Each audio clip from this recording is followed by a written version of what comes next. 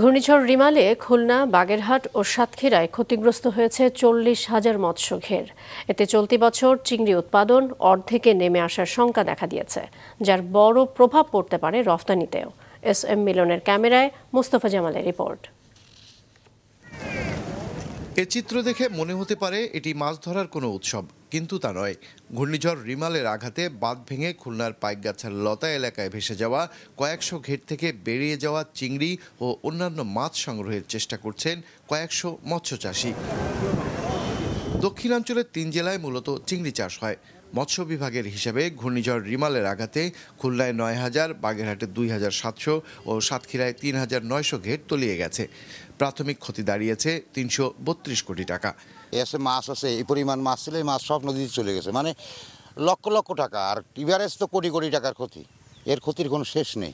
আমাদের যে লিজ ঘের ছিল একবার শেষ, এগুলো তৈরি করতে বা এগুলো গোছাইতে গেলে অনেক সময়ের প্রয়োজন। আমাদের যে ক্ষতি হয়েছে তা পোষাতে পারবো কিনা আল্লাহই জানে। রফতানিকারকরা জানান, এমনিতেই দেশে মাছের উচ্চ মূল্য, তার উপর রিমালের কারণে রফতানিযোগ্য চিংড়ি সংকটে বাধাগ্রস্ত হবে এই খাত থেকে বৈদেশিক মুদ্রা আয়। চিংড়ির প্রোডাকশন তো এমনি আমাদের কম, আর এই কমের কারণেই তো আমরা এক্সপোর্টাররা মার খাচ্ছি, প্রতি বছর লস করতেছি। আর এই ঝড়ের জন্য যে আরও 30%, প্রায় 1,000 কোটি টাকার পণ্য আমরা পাবো না, আমাদের এক্সপোর্ট আরও কমে যাবে। এবং আমাদের ব্যাংক, লোকজন, বেতন, এই সমস্ত দায় দেনা কোথা থেকে মিটাবো, এটা অ্যাকচুয়ালি অনেক বড় একটা প্রভাব বিস্তার করবে আমাদের উপরে। ওয়ালটন ফ্রিজ কিনে অনেকের মতো আপনিও হয়ে যেতে পারেন মিলেনিয়াল। সেরা পণ্যের সেরা অফার।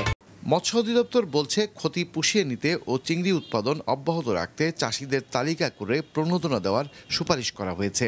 চাষিদের আসলে এখান থেকে যদি রিভাইভ করতে হয়, তাহলে এই পানি সরে যাওয়ার সঙ্গে সঙ্গে এদের এই পুকুরগুলো প্রস্তুত করে ভর্তুকি মূল্যে আসলে এই পোনা সরবরাহ করতে হবে। কারণ এই যারা ইতিমধ্যে ক্ষতিগ্রস্ত হয়েছে তাদের তো টাকা পয়সা সব ব্যয় হয়ে গেছে, এদের আর্থিক সাহায্যেরও প্রয়োজন। পোনা দিতে হবে, মাছের খাদ্য দিতে হবে, তাহলে এটি ওভারকাম করা সম্ভব। 2022-23 অর্থ বছরে খুলনা, বাগেরহাট ও সাতক্ষীরায় 1,25,000 টন চিংড়ি উৎপাদন হয়েছিল, যেখান থেকে রফতানিযোগ্য চিংড়ি রফতানি করে 2,412 কোটি টাকা আসে দেশে। মোস্তফা জামাল, মাছরাঙা সংবাদ, খুলনা।